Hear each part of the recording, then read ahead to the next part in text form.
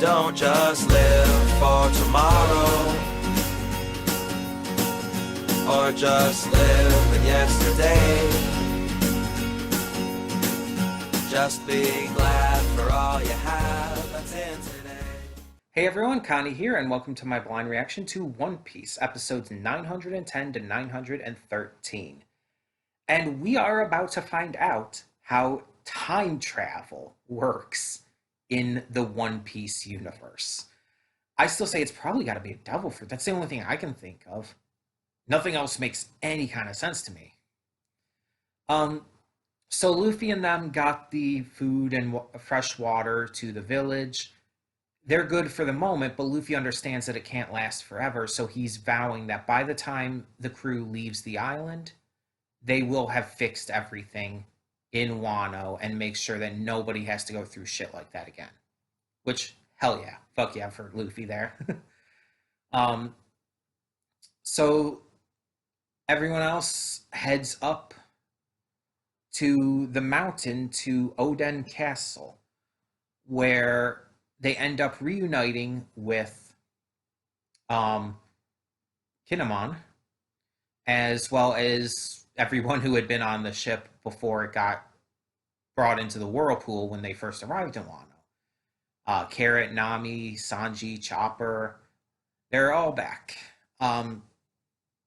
And so now we just get to see, like, well, we get to find out what's going on. Kinemon reveals that him, Kanjuro, Raiko, even Momo had all traveled from 20 years in the past. Somehow. And so I assume we're going to find that out now. We're going to find out all the information behind this. This is going to be a big deal because time travel is just something that really has never been even considered in One Piece prior to this. There's really been nothing else that could really even compare to that kind of thing. Time travel is just inherently a science fiction idea. And One Piece isn't science fiction pretty much at all. It has maybe like the tiniest hints of it here and there. But it's more of an adventure fantasy. So this is really, really different. And it's going to be interesting to see how it's done. Again, still think it's a devil fruit, but we'll have to see. We also got to meet a couple of the people working for the current leader of Wano, Orochi. There's this snake lady, this school teacher whose neck stretches out and she's very snake-like and she's really fucking cute. But I found out she's actually based off of this Japanese mythical creature, and that creature also inspired a character in the recently released Little Nightmares 2 video game. There's a school teacher in Little Nightmares 2 who is very snake-like and whose neck stretches out like that. It's pretty much the same character, except this school teacher in Little Nightmares 2 is a lot creepier and doesn't really speak or anything. She barely even seems to teach. She's just scary. And she's not as pretty. But yeah, that's just wild that I end up seeing two different things with a representation of that mythical Japanese creature, and that's wonderful. But yeah, so we also got to see the taxman for Orochi. I know that's not the actual name of the position, but I'm just gonna call him the taxman. And he's drinking at the my God, my mind is blanking. The studio that Robin's working at. I can't think of the word right now for some reason.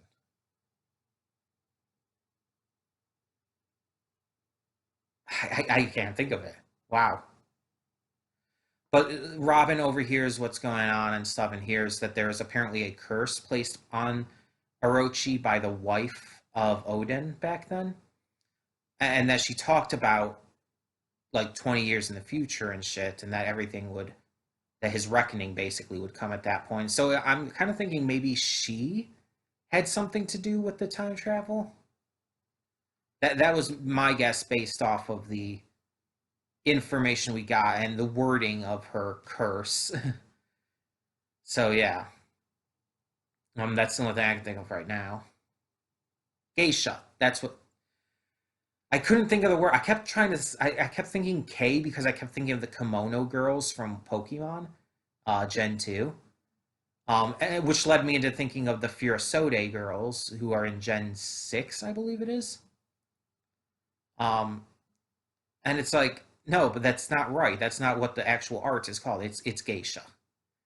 Yeah, it's the studio where Robin is practicing geisha at,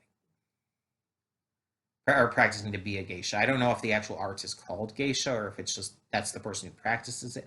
I'm not super knowledgeable about it, so I'm not going to pretend to be an expert.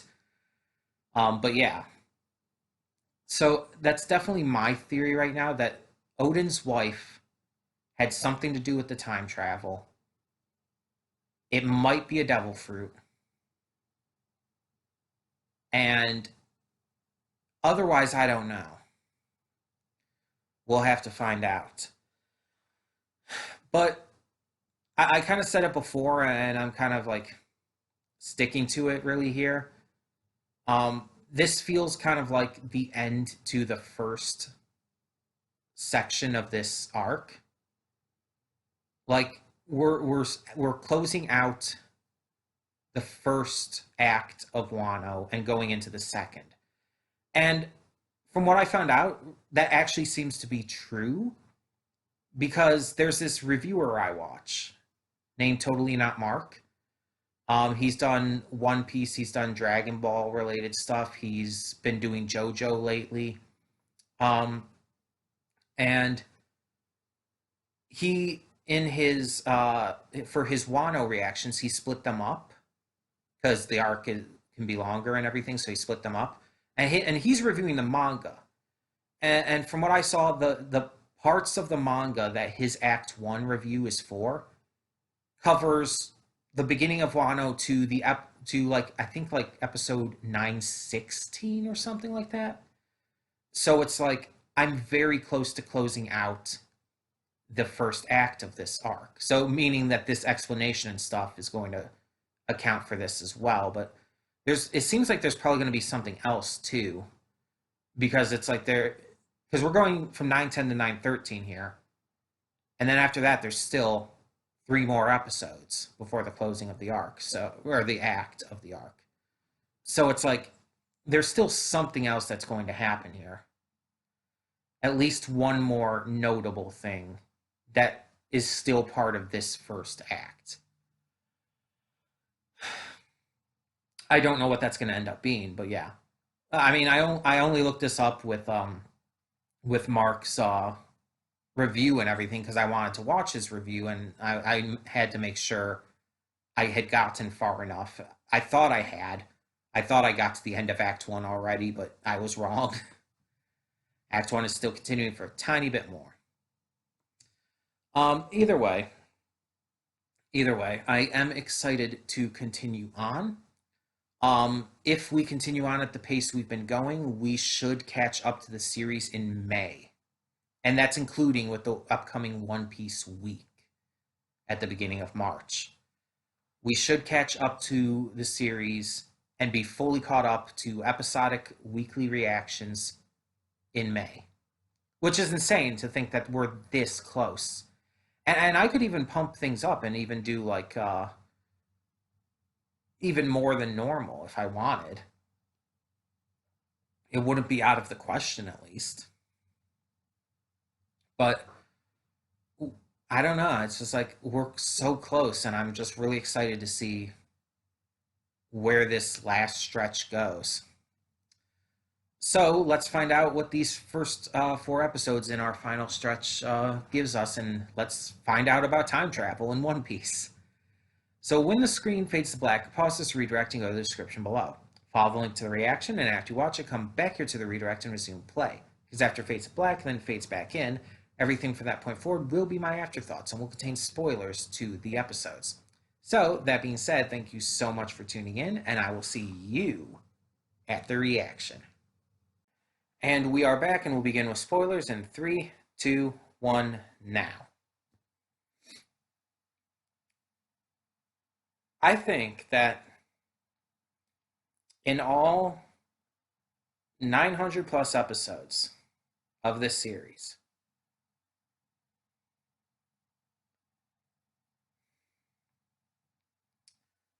while there have been so many big moments,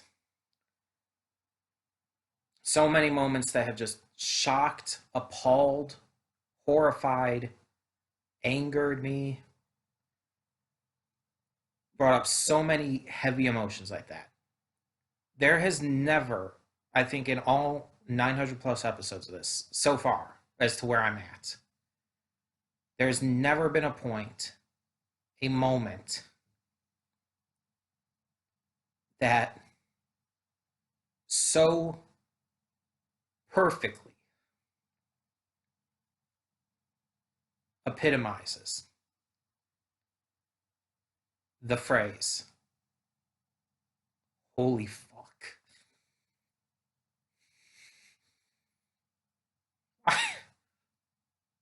I am shaken by this. I know they're fine. I know they're going to be fine. Like, that's obvious. We're not going to lose almost the entire Straw Hat crew. We're not going to lose any of them, but we're not going to lose almost the entire Straw Hat crew in one attack like that. Yet, even knowing that that's the case, even knowing that we're obviously not going to lose the other heart pirates who are up there, or Carrots, or anyone else,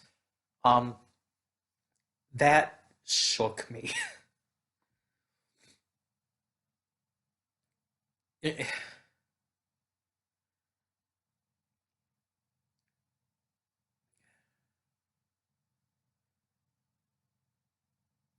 I'm trying to find the words. I'm stunned. One Piece, like, yeah, like any long running shonen, it has to keep raising the bar, has to keep making the enemies stronger, has to keep making the stakes higher. It has to. It's a necessity for a long running shonen like this. All of them do that.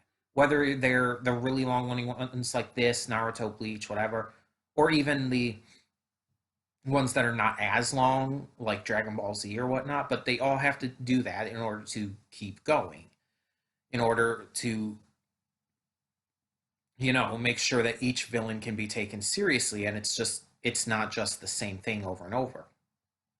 And I've always felt that One Piece did this well, that its power system, with the devil fruits, with hockey, with all of this, all felt like one of the best in terms of its presentation, in terms of its writing and delivery, and just how well it felt like it scaled. It never felt like it jumped too far. It never felt like it jumped too far really suddenly until now.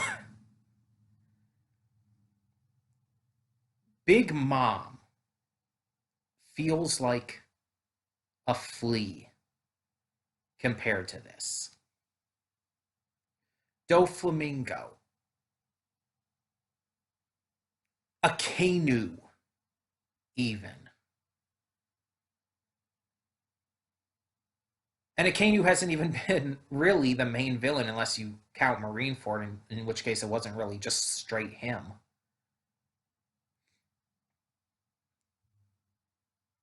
This is the single most shocking, horrifying, jaw-dropping,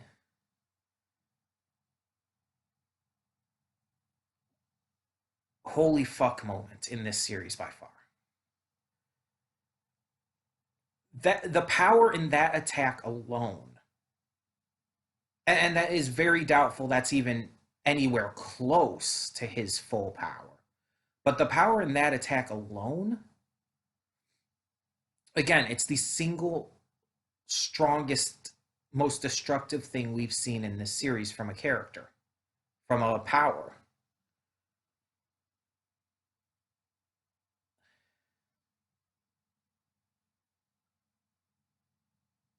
I have no idea how they're going to defeat him. All things considered, I don't think they can. I do not see in any way how Luffy and them can even get close to even damaging him.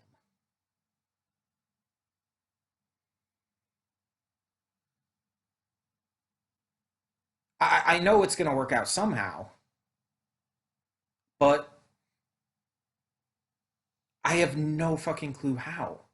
Because from all angles, all perspectives, all ideas that I can even try to think about, they're in every way fucked. There is no beating this. There is no even matching this.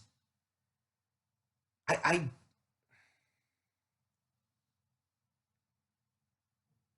I should probably talk about other stuff too, because otherwise I'm just going to be sitting here this entire time just in complete shock and just not knowing what to say at all. I am legitimately so thrown off by this. Like I knew he was a dragon. That is something I knew about. Um, I knew he was a dragon. I did not know it was going to be that powerful. Maybe it's because I also forget how big Kaido is sometimes. Um, but knowing this dragon is even bigger and has that much destructive power, it's like I don't know why it just never crossed my mind that he would be this destructive, this strong, this horrifying.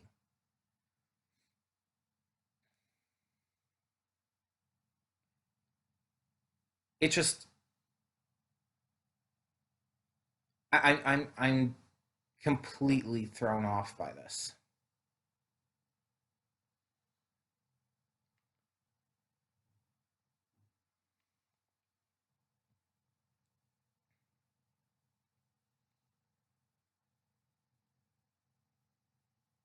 So if the if the um if the first act of this goes until episode 916, there's three more episodes. What the fuck is going to happen in these three episodes? Like,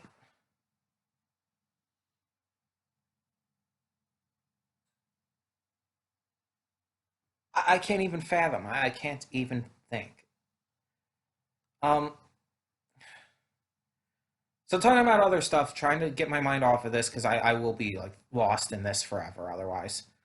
Um, small stuff, small stuff. Kinemon is the husband of Otsuru. That's awesome. I love that. Um, I loved Otsuru already. You guys knew that. I made that very clear. She's fantastic and she's super fucking pretty. And to find out that she's Kinemon's wife just makes it so much better. Like, God, I can't wait for that reunion.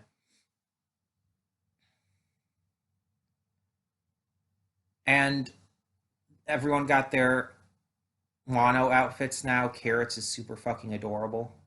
Like of course, everyone's going to focus on Nami's being sexy or whatnot, or Brooks being kind of silly, kind of funny. But I'm just like focused on Carrots, and so it's like she's so cute. And we found out, of course, how the time travel worked. I was right; it was a devil fruit, and I was right about it being Odin's wife too. And we also saw that Momonosuke has a sister, which I'm not sure if we knew about. But the sister, I swear, in that flashback, it looked like she had light blue hair, just like the girl in the opening, and just like the one who was playing the instrument when we first arrived in Wano, and there was the entire thing with the octopus and the koi fish and everything, and it's like introduction to the land of Wano and all, and you saw like it was switching between the events with the straw hats on the sunny, and the woman playing the instrument while wearing the mask. That's got to be that's got to be her, right? And I guess that would make sense age wise. Like this 20 years later, if she stayed in the past and somehow survived, it's like we know that Odin's wife Toki died after sending them to the future, and apparently Okiku was sent to the future too. She was one of them, I guess. I don't think we knew that before.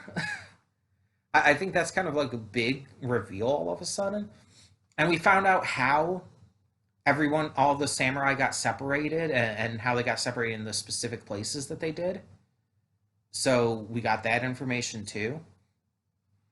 It's like everything's just kind of coming together.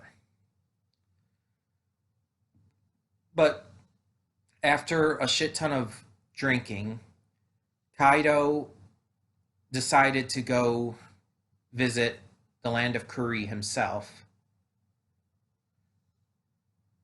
and to look for Law and Luffy. We also see Shutenmaru, I'm going to call him by that name because I can't remember the other name at the moment, who was leading this kind of like, who was leading the land of Kuri 20 years back. He was defeated by Odin and afterwards pledged loyalty to him. And so now our heroes are actually supposed to be finding him, but he's kind of turned back to his old ways after Odin's death, becoming a leader of a thieves group. And so he's attacking Okabe town at the same time that Jack comes in, and then Kaido comes in. It's like one thing after another. These poor people in Okabe town. These poor fucking people, they just want to eat and have clean water. Is that so much to fucking ask for? No, instead you get a fucking dragon hovering above your heads, absolutely annihilating a mountain, and making you shit your pants 10 times over as your soul leaves your body through your ass.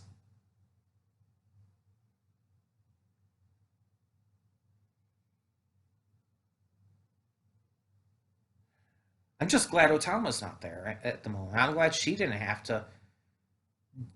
to see this and deal with this and everything.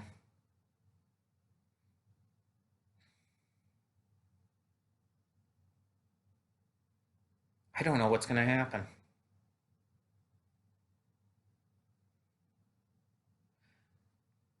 There's 3 episodes, and I don't know how this first act is supposed to end. This is such a huge, big thing right now. Even if Luffy tries to fight Kaido, he's going to get fucked up. We know we know he's not going to die, but he'll get close. What the fuck is going to happen here? And even if he does fight Kaido, like, and even if he does lose, like, what's going to come of that? I just.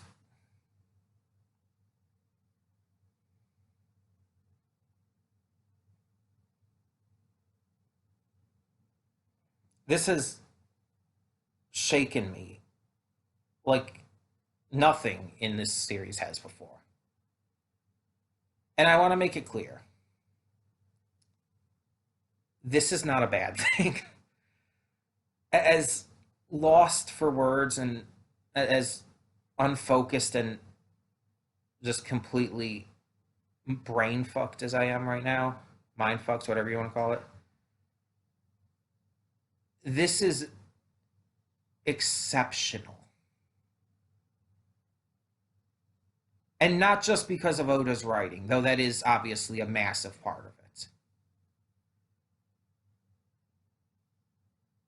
This is a prime example of why, in my eyes, the anime will always be better than the manga. The sound design, the visual design of the animation, the color work, this scene would not have had anywhere near as much power without that. It was because of that stuff that scene was so horrifyingly shake worthy, This scene was just such a holy fuck moment.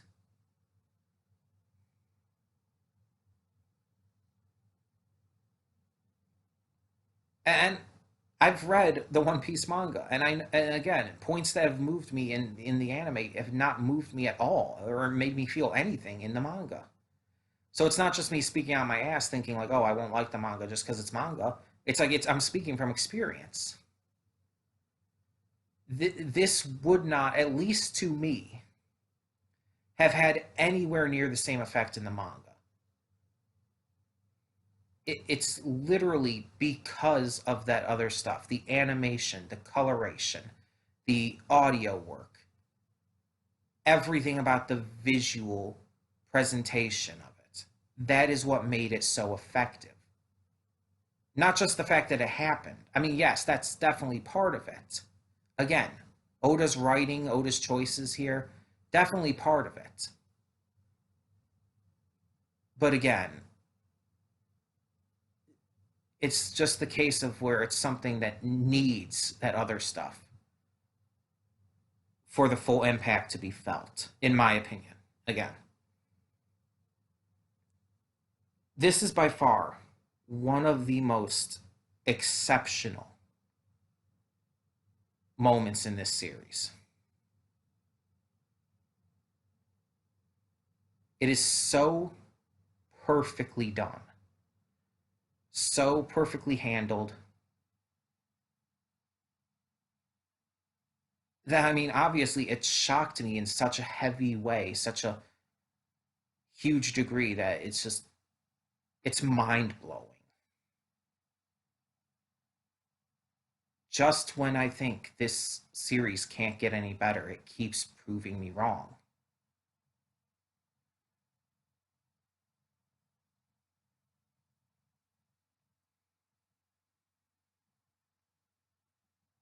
This is next level.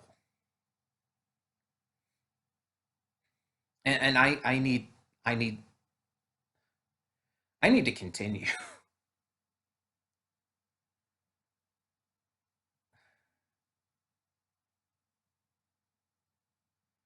So, you know, the week this weekend, this Saturday, there's no Ruby, right? There is no Ruby this weekend. I was trying to think of something to put on Saturday as a replacement. We're doing another One Piece reaction this week. I know there's a One Piece week coming up at the beginning of March. I don't care. We're doing another One Piece reaction this week. It's going to take the place of Ruby for Saturday, since we're not going to have Ruby. Just I need to see more, and I don't want to wait to record, and I don't want to record too much ahead of time. So it's like, why not? You're seeing this Tuesday. I'm going to record the next one right away, and you're going to see the next one on Saturday, 9:14 through 9:17. You're going to see that on Saturday. So I know some of you on the channel aren't into One Piece as much and are here for the other series, but again, it's not replacing anything other than Ruby, which again, Ruby's already off, so it's not like I'm making the choice. Ruby's already off for the week. I need to see where this goes, and I think this is actually a good opportunity for this. I can't I need to watch more right now. It's one of those cases where if I were watching this on my own, it's like I wouldn't have even hesitated to stop or to keep going. Rather, you know what I mean? Like I wouldn't care if I would be putting it before something else that I had already planned for.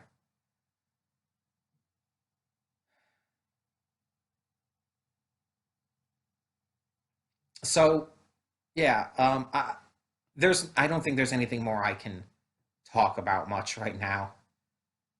So tell me in the comments below what you thought of these 4 episodes of One Piece. And I know there's stuff I missed talking about. I can't right now. If you want my thoughts on anything that I missed, please ask them in the comments. I'll be able to get to them at that point. I, jeez. Tell me your thoughts down below. Thank you for tuning in. I'm Connie. I'm signing off. See y'all next time. I gotta watch the next part.